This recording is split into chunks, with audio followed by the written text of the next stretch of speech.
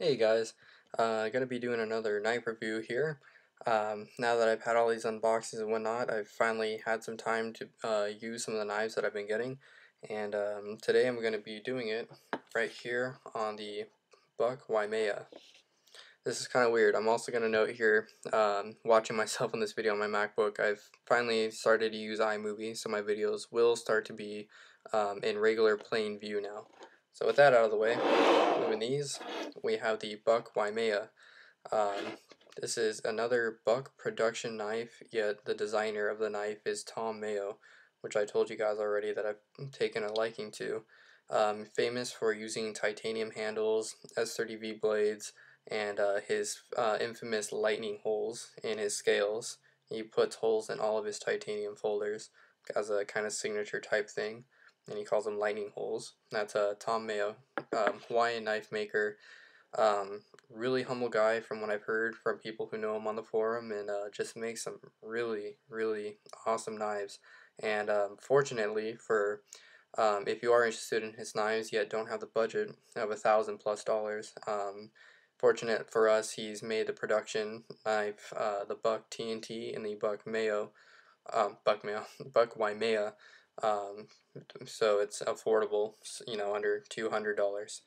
So anyways, getting into specs on this thing, this is described as a gentleman's knife by most knife sites, and for its small size, gonna spit out the specs here. It is S30V blade. It's got a very high hollow grind. It is a clip point and has a ton of sweep, as you can see there, like crazy amount of sweep on the blade.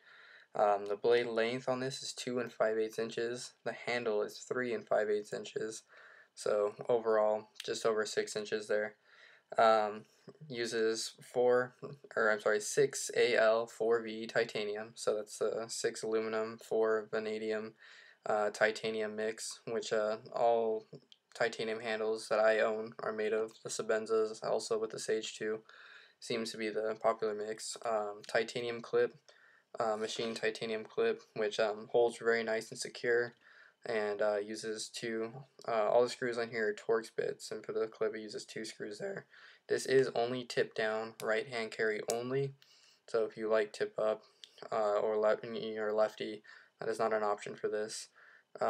Great little knife. I mean, the tolerances on this are like outstanding. Because it is so small, opening the knife does take a little bit of adjusting to get to, because that little hole here is very tiny for the thumb, so you kind of wedge your thumb in there to pull it out, but it's not too hard. You get used to it. This is still, the lock wire is still kind of sticky. It locks up really tight. It's really early. Moving lock wire over though, it is a little bit sticky though.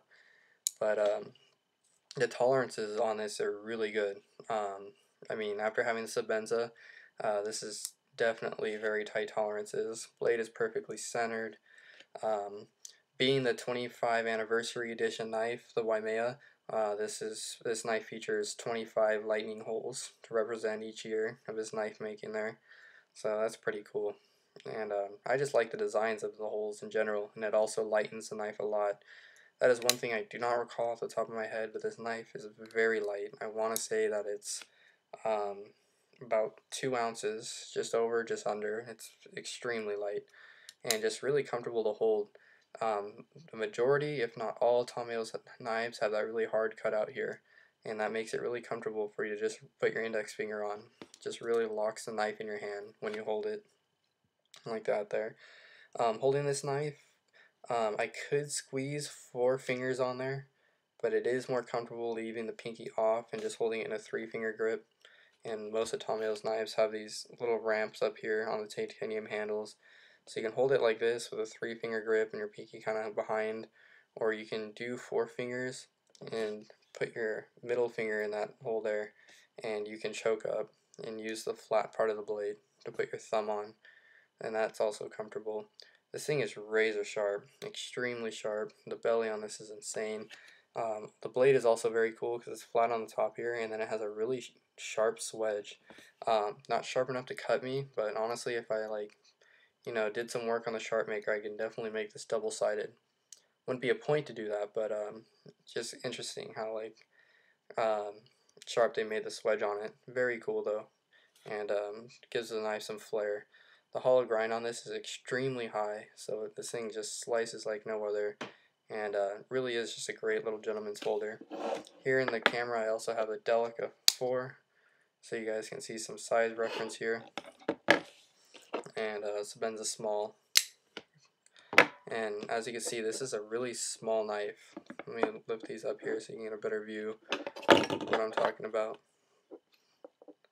So as you can see here, really are two a very small gentleman's folder. The Delica is about a 3-inch blade, just over 3 inches, and as you can see there, blade length actually it's almost the same, and handle wise the Delica's handle is much longer on there, and compared to the Sabenza small here. So Sabenza does have just a hair under 3-inch blade, so you can even see here on the Sabenza is quite a bit bigger than the Waimea even, and the Sabenza small is a pretty small knife. So the Waimea is definitely a small gentleman's folder.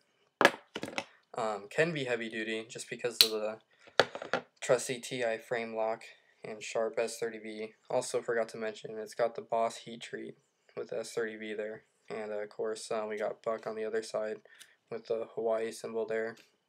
And then yeah, once again, Boss heat treat with a little infamous flame that he's got.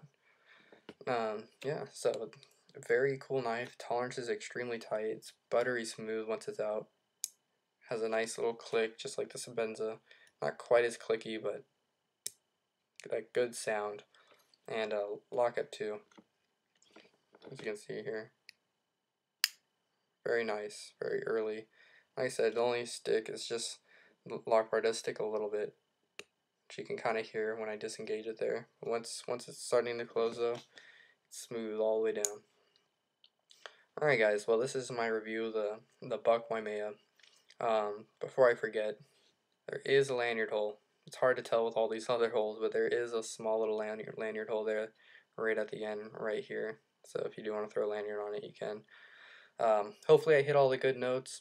If you guys have any questions, comments, concerns, go ahead and shoot in a comment below. And yeah, alright guys.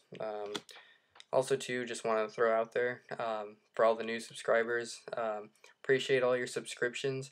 I do enjoy watching videos, and I do not know, I get quite a few subscribers, every day now even I get a few, and I don't always have time or get the chance to check out everyone's channel. If you guys are making vids and I'm not subbed to you, or I'm unaware that you are making videos, go ahead and let me know, because I definitely love watching other people's videos, knife related and whatnot, and definitely take interest in that. And yeah, I definitely want to just expand the knife community. So if you guys are making vids, let me know.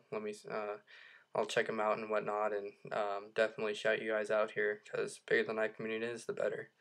Alright guys, this is the Buck Waimea Tom Mayo design.